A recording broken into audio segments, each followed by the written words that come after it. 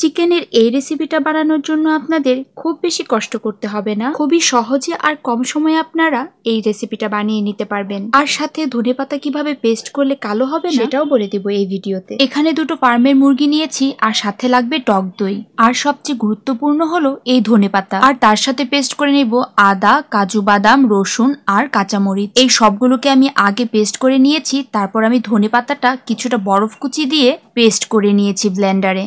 আর এই বরফ কুচি দিয়ে যদি আমি ধনেপাতা ব্লেন্ড করি তাহলে ধনেপাতার রংটা একদম কালো হয়ে যায় না, সুন্দর সবুজ রংটা থাকে। এই তো কাজু বাদাম, আদা, রসুন, কাঁচামরিচ এই পেস্টের সাথে ধনেপাতার পেস্টটা মিক্সড করে দিলাম, আর সাথে দিয়ে দিয়েছি পরিমাণ মতো লবণ। আর এই চিকেনটাতে আমি সারা রাত লবণ আর লেবু মাখিয়ে রেখেছিলাম। আর এই সবগুলো পেস্টের সাথে দিয়ে দিলাম পরিমাণ মতো টক দই। এগুলো দিয়ে মেখে চিকেনটাকে 2 ঘন্টার জন্য মেরিনেট করে রেখে দিব। আর আমার ভিডিওটা কারা কোন জায়গা থেকে দেখছো অবশ্যই কমেন্ট বক্সে জানিও।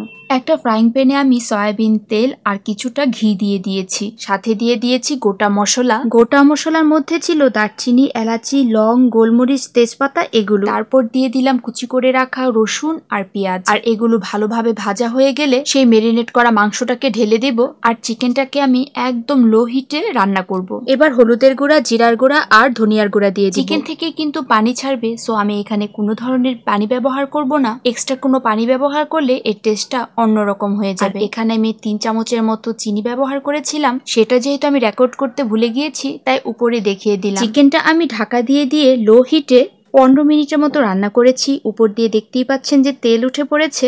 এই পর্যায়ে আমি এখানে পুরো একটা আস্ত লেবুর রস দিয়ে দিয়েছি, আর সাথে দিয়ে দিলাম গোটা কাঁচামরিচ।